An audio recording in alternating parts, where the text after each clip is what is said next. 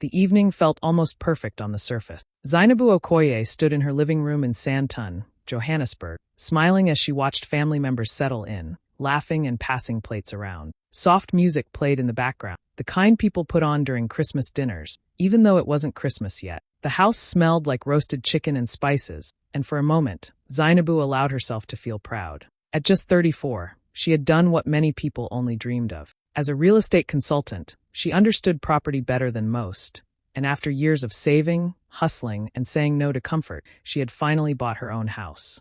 The escrow process was still ongoing, but it was hers. Every payment came from her pocket. Every signature carried her name. This home was proof that she had made it. Kwame Mensah, her husband, hovered around her all evening. He kept refilling her glass, touching her shoulder, calling her my queen a little too loudly. He was unusually sweet, almost performative, and Zainabu noticed it. She told herself not to overthink it, but something about his smile didn't reach his eyes. Her younger sister, Amara Okoye, sat quietly on the couch, forcing laughs at jokes. Everyone knew Amara was struggling. She had lost her job months ago and was drowning in debt, but no one mentioned it directly. The silence around her problems felt heavy. The room looked warm and happy to anyone watching from outside. But beneath the laughter, Zainabu felt a strange tightness in her chest.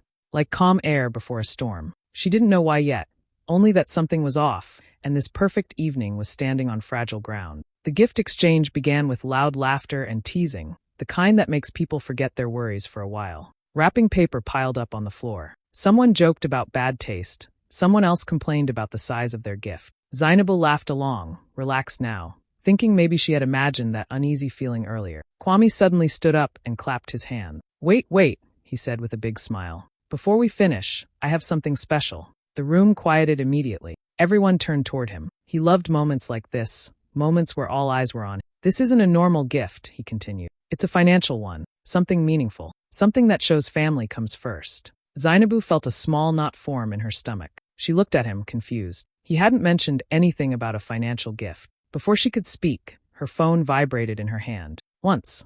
Then again. She glanced down, expecting a message from work. The screen froze her. Escrow transfer confirmation. Her heart skipped. She opened it quickly, her fingers suddenly cold. A large amount had been transferred. Her escrow money. The money for her house. Sent to an account she didn't recognize. The words blurred for a second as her mind tried to catch up with what her eyes were seeing. She looked up sharply. Kwame was still smiling, soaking in the attention. Then she looked at Amara. Her sister's face had gone completely pale. The smile slipped off her lips. Her hands started shaking as she gripped the gift in her lap. Their eyes met for just a second, and in that second, everything became clear. Zainabu felt the truth hit her like ice water. Kwame hadn't made a gift. He had made a decision. He had paid Amara's creditor, and he had done it using Zainabu's house money. The room was still full of laughter, unaware. Someone clapped for Kwame, calling him generous. Someone else said, "What a good husband." Zainabu could barely hear them. Her ears rang. Her chest felt tight, like the air had been sucked out of the room. She stared at her phone again, hoping she had misunderstood. But the numbers were real. The account details were real. This was her escrow, her future, her home. Kwame finally looked at her, his eyes warning her to stay quiet. Just a slight shake of his head. Don't ruin the moment. Zainabu forced her face to stay calm. Inside, everything was breaking. The gift exchange continued, but for her, time had stopped. In the middle of all that laughter, something sacred had been stolen, and everyone was clapping for it. Zainabu waited until the noise softened and people were busy opening the last few gifts. She leaned closer to Kwame and spoke in a low voice, careful not to draw attention. "What did you just do?" she asked, holding up her phone so only he could see the screen. Her hands were steady, but her heart was racing. Kwame barely glanced at it. He sighed, annoyed, like she was interrupting something unimportant. "Not now," he whispered back. "We'll talk later." He straightened his jacket and smiled at the others, acting like everything was normal. "There is no later," Zainabu said softly. "That was my escrow money. My house." Kwame's smile tightened. "Zainabu, relax," he muttered. "You're overreacting. I handled a problem." Her voice cracked just slightly. "You had no right." Amara shifted on the couch, eyes darting around. Someone noticed the tension and joked. "What's going on there?" Before Zainabu could stop herself, the words slipped out. "He transferred my house money without asking me." The room went quiet for half a second. Then laughter broke out.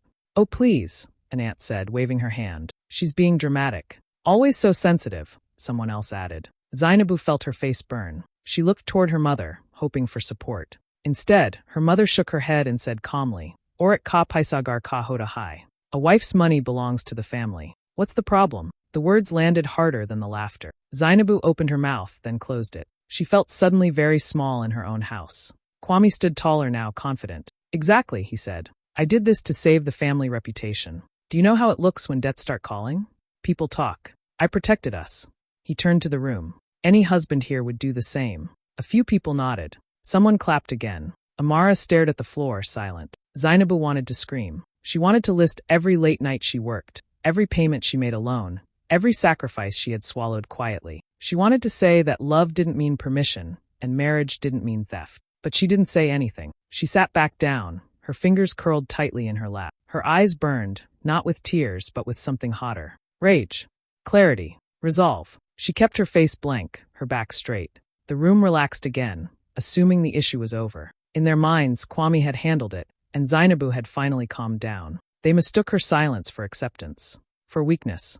They didn't realize she wasn't defeated. She was remembering everything. That night, after the last guest left and the house finally went quiet, Zainabu locked her bedroom door and leaned against it. For a few seconds, she just stood there, breathing. No screaming, no crying, no breaking down. Whatever had been stolen from her that evening, her control was not one of them.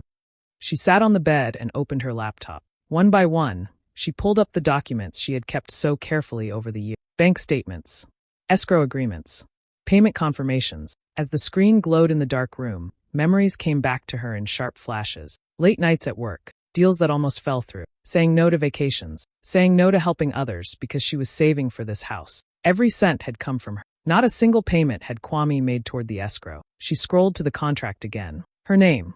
Only her name. The property was legally hers. Always had been. Her jaw tightened as she pieced it together. Kwame had used temporary access she once gave him, back when she trusted him completely. A moment of convenience. A moment of love. He had turned it into authority he never had. He hadn't asked. He had taken. Zainabu picked up her phone and began recording voice notes, speaking calmly, clearly. She described the timing of the transfer, the announcement, the exact words Kwame used. She took screenshots of the escrow confirmation, the transaction ID, the creditor account details. She downloaded bank logs and emailed copies to herself, twice, just in case. She wasn't acting out of anger. She was building a record. For the first time that night, her hands shook slightly, not from fear, but from understanding how close she had come to losing everything she worked for. She closed her eyes for a moment, then opened her contacts. She hesitated when she saw the name. Lindai Masiko. They had been close in university. Late-night study sessions. Long talks about life and justice. Lindai had gone on to become an advocate, sharp and fearless. Zainabu hadn't spoken to her in years, but some connections don't fade. She pressed call. Zainabu. Lindai's voice sounded surprised, then warm. It's been forever. I know, Zainabu said quietly. I wouldn't call if it wasn't serious. There was a pause. Talk to me. Zainabu explained everything. Slowly, clearly. No emotion, just facts. When she finished, the silence on the other end felt heavy. Finally, Lindai said, You did the right thing by documenting everything. What he did is not small, and it's not legal. Zainabu looked around her bedroom, the same room people had laughed in earlier that evening. I thought so, she said softly. That was the night Zainabu didn't cry. She calculated. The next morning, Zainabu sat at her kitchen table with her phone pressed to her ear, listening carefully as Lindai spoke. Her voice was calm but firm, the kind of voice that didn't waste words. What Kwame did is financial fraud, Lindai said plainly. Marriage doesn't give him the right to move your escrow fund. Not without your consent. Not ever. Zainabu closed her eyes slowly. Hearing it said out loud changed something inside her. It wasn't just betrayal. It was a crime. Lindai continued, explaining each part in simple terms. The forged authority, the misuse of temporary access, the unauthorized transfer. The good news, she added, is that this can be reversed. But timing matters. We have a short window before the money gets buried under excuses and transactions. Zainabu's grip tightened around her phone. What do I do? First rule, Lindai said. Don't alert anyone. Not your husband. Not your sister. Not your mother. If they know you're acting, they'll try to cover their tracks. Zainabu looked toward the hallway where Kwame's voice echoed faintly as he laughed on a call. So I pretend everything is fine? Yes, Lindai replied. You stay calm. You stay normal. You let them feel safe. After the call ended, Zainabu stood up, washed her face, and stepped back into the role everyone expected from her. She made tea. She smiled. She asked Kwame if he wanted breakfast. Her voice didn't shake. Kwame noticed the change immediately. He relaxed. The tension he had carried since the night before slowly disappeared. He kissed her cheek and said, "See? I knew you'd understand." Amara texted her later that day. A short message. "Thank you. No apology. Just relief." Zainabu read it, then placed her phone face down. They really thought they had won. Over the next few days, she played her part perfectly. She listened while her mother talked about family sacrifice. She nodded while Kwame spoke proudly about handling problems like a real man. She said nothing about the house. Nothing about the money. Behind the scenes, everything was moving. Emails were sent. Affidavits were drafted. Bank notices were prepared. Zainabu provided every document Lindayo asked for, every timestamp, every detail. She signed papers quietly, her name steady on each line. Each signature felt like taking a piece of herself back. At night, Kwame slept peacefully beside her, unaware that the ground under him was shifting. Amara went out with friends, laughing again, the fear gone from her eyes. They didn't know that the system they thought they had beaten was already watching. They didn't know that the transfer they celebrated had been flagged. They didn't know that a clock was ticking. Zainabu knew. And for the first time since that perfect evening shattered, she felt something close to peace. Not because the pain was gone, but because the truth was finally on her side. It started quietly, almost gently, like a warning tap instead of a slap. Amara was the first to feel it. Early one morning, she burst into the kitchen, her phone shaking in her hand. "Zainabu," she said, her voice thin. "My account is frozen." She pushed the screen forward. A short message from the creditor stared back at them. "Account on hold pending investigation." Zainabu read it once, then handed the phone back without changing her expression. "Maybe it's a system issue," she said calmly. "You should call them." Amara nodded too fast. The color drained from her face again, just like the night of the gift exchange. 2 days later, Kwame came home unusually quiet. He didn't turn on the TV. He didn't crack jokes. He dropped his keys on the table and rubbed his forehead. "There's an audit at work," finally said. "A surprise one. Compliance, finance, everything." Zainabu looked up from her laptop. "That's rare," she said. "Very," Kwame replied. His voice lacked its usual confidence. "They're reviewing transactions, authorizations, all of it." That evening, her mother called, panic clear in her voice. She talked fast, jumping from one worry to another. "Amara's debts are coming back. Kwame is stressed. People are asking questions. What is happening to this family?" Zainabu listened quietly. "I don't know," she said. "But maybe things that are wrong don't stay hidden forever." The house felt different now. Conversations stopped when Zainabu walked into a room. Whispers replaced laughter. Doors closed softly instead of loudly. The comfort Kwame had shown days earlier was gone. By the end of the week, he snapped. "This is getting out of hand," he said one night, pacing the living room. "You need to fix this." Zainabu raised an eyebrow. "Fix what?" "My work. Your sister. The bank. Everything," he said sharply. "You're good with paperwork. Calls. Do something." She looked at him for a long moment. Then she smiled slightly. Not sweet. Not angry. Just calm. "You already handled everything," she said. "Remember?" The words hung in the air. Kwame stopped pacing. His mouth opened, then closed. For the first time since she had known him, his eyes flickered with real fear. Not anger. Not pride. Fear. "What do you mean by that?"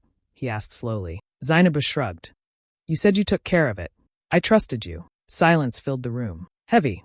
Unforgiving. That night, Kwame barely slept. He checked his phone again and again. Amara cried behind her closed door. Her mother prayed out loud. And Zainabu lay awake, staring at the ceiling, feeling something she hadn't felt in a long time. Not revenge. Balance. Because karma doesn't always shout. Sometimes it whispers first. The courtroom felt colder than Zainabu expected. Not because of the air, but because of the silence. An emergency hearing had been called, and everything had moved fast. Too fast for Kwame and Amara to prepare excuses. They sat on one side, stiff and nervous. On the other side sat Zainabu, calm, her back straight, her hands steady. When the judge entered, everyone stood. The same family members who had laughed at her days ago now avoided her eye. The judge wasted no time. "We are here regarding an unauthorized escrow transfer," he said. "Let's begin." Zainabu's advocate, Lindayo, stood up and spoke clearly. "No drama. Just facts." She handed over documents one by one. The escrow contract appeared first. The judge leaned forward, reading carefully. "Property registered under one name only," the judge said slowly. "Zainabu Okoye." Kwame shifted in his seat. Next came the authorization form. Lindayo pointed to it. "This document was used to justify the transfer," she said. "But the signature is forged." The judge looked up sharply. "Forged?" "Yes, your lordship." Lindayo then played short recorded voice notes. Kwame's own voice filled the room, casual, confident, talking about handling the transfer and telling Zainabu not to make a scene. Every word echoed louder than intended. A murmur ran through the courtroom. Then came the bank logs, timestamps, account numbers, Clear proof showing the money moved directly from Zainabu's escrow to Amara's creditor. The judge's face hardened. This was not a misunderstanding, he said. This was deliberate. Kwame's lawyer stood up, sweating. My client was acting in the interest of family. The judge raised his hand. Family interest does not override the law. Amara was called next. When asked if she knew where the money came from, she hesitated. Too long. The bank messages were shown. Her texts. Her thank you note. Her silence collapsed under evidence. So you knew, the judge said. And you benefited. Amara began to cry. No one moved to comfort her. The judge leaned back, visibly angry now. This court does not tolerate financial fraud hidden behind marriage or culture. He looked directly at Kwame. You abused access. You forged authority. You stole. The decision came swiftly. The transfer was reversed immediately. The escrow funds were ordered back to Zainabu's account. Kwame was formally charged with fraud. Amara was named as knowingly complicit. Gasps filled the room. Zainabu's mother covered her mouth. The aunt who had laughed looked down at the floor. No one spoke. No one defended him now. As the judge stood to leave, he said one final sentence that stayed with Zainabu forever. Silence is not consent, and love is not permission. Outside the courtroom, Zainabu stepped into the sunlight. The same people who once mocked her stood frozen behind her. She didn't look back. The truth had spoken loudly enough. The fall came fast after the courtroom, and it didn't stop at money. Within days, Kwame was suspended from work. The same office where he once walked proudly now treated him like a risk. Emails stopped coming. Meetings were canceled. People who used to call him for advice suddenly missed his calls. In professional circles, his name became something people lowered their voices about. Fraud sticks. And once it sticks, it doesn't wash off easily. At home, the mood turned desperate. Zainabu's mother called again and again, her tone shifting every time. One moment she begged. The next she blamed. Think about the family, she said. Think about what people will say. A woman must know when to protect her marriage. Zainabu listened quietly. Then she replied, I am protecting myself. That ended the conversation. Kwame tried a different approach. Apologies mixed with excuses. Culture. Pressure. Love. You know I didn't mean to hurt you, he said one night, standing in the doorway like a stranger. We can fix this. Zainabu didn't argue. She didn't explain. She handed him an envelope. Divorce papers. His face collapsed. You can't be serious. I am, she said calmly. This is the only thing left to fix. The process moved quickly. She had already moved her things out. Not to hide. Not to run. But to return. Zainabu unlocked the door of her house. The one she paid for. The one she fought for. And walked in alone. The silence inside felt different now. Clean. Safe. She changed the locks the same day. New keys. New codes. She updated every password, secured every account, closed every shared access. Each step felt like reclaiming a piece of herself. That night, she slept peacefully for the first time in weeks. Kwame's messages went unanswered. His apologies turned into anger, then into silence. His world had shrunk fast, and he finally understood that what he lost wasn't just status or money. It was trust. It was respect. It was her. Zainabu stood by the window of her home, looking out at the city lights of Johannesburg. She wasn't lonely. She was steady, strong in a way that didn't need witnesses. She hadn't destroyed a family. She had saved herself. And sometimes that costs others more than money. They came together, like they always had when they needed something. Kwame stood at the door of the house she now lived in alone, his shoulders slumped, his confidence gone. Amara stood a few steps behind him, eyes swollen, hands twisting nervously. Zainabu opened the door and looked at them without surprise. She had been expecting this moment. Please, Kwame said before she could speak. His voice was soft, almost broken. Just listen to me. She stepped aside and let them in. Not because she owed them comfort, but because she owed herself closure. They sat in the living room, the same space where she once imagined a future that no longer existed. Kwame spoke first. He blamed everything except himself. Culture, pressure, expectations. You know how families are, he said. I was trying to be a man, to fix things. Amara was drowning and I panicked. Amara started crying then, real tears this time. She slid off the couch and knelt on the floor. I'm sorry, she sobbed. I didn't think it would go this far. I thought you'd understand. I was desperate. Zainabu listened. She didn't interrupt. She didn't raise her voice. Her face stayed calm, almost gentle. Inside, she felt nothing sharp anymore. The storm had already passed. Kwame reached for her hand, but she pulled it back. I love you, he said quickly. We can start again. People make mistakes. Zainabu finally spoke. Her voice was steady, clear, and quiet enough that they had to lean in to hear it. You didn't steal money, she said. You stole trust. The words landed heavier than any shout could have. Kwame froze. Amara stopped crying. Silence filled the room, thick and final. Zainabu stood up. Money can be replaced, she continued. Reputation can recover. But trust? Once you decide I don't deserve honesty, safety, or respect, there's nothing left to rebuild. She walked to the door and opened it. Sunlight spilled into the room. I forgive you, she said, not looking back. But forgiveness doesn't mean access. Kwame's eyes filled with tears. Amara whispered her name. Neither followed her. Zainabu stepped outside and closed the door gently behind her. No drama. No anger.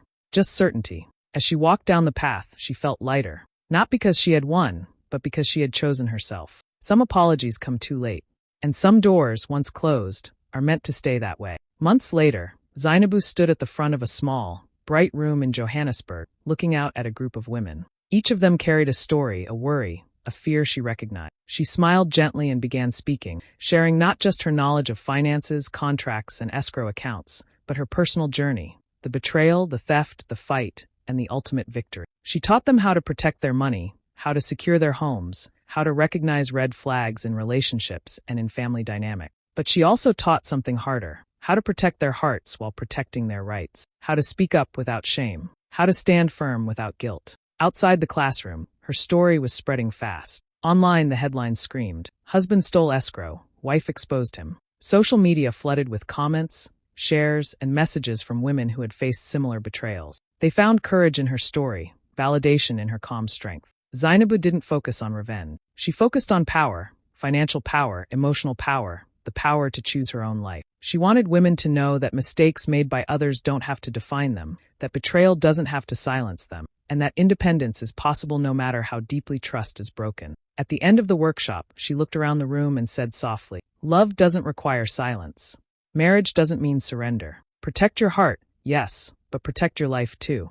The room was quiet for a moment, then erupted into applause. Zainabu stepped back, letting them absorb the word. She had turned her pain into purpose, her betrayal into teaching, and her loss into strength. Alone in her home that evening, she looked out at Johannesburg's skyline and felt a deep, steady pride. She was safe, she was free, and she was unstoppable.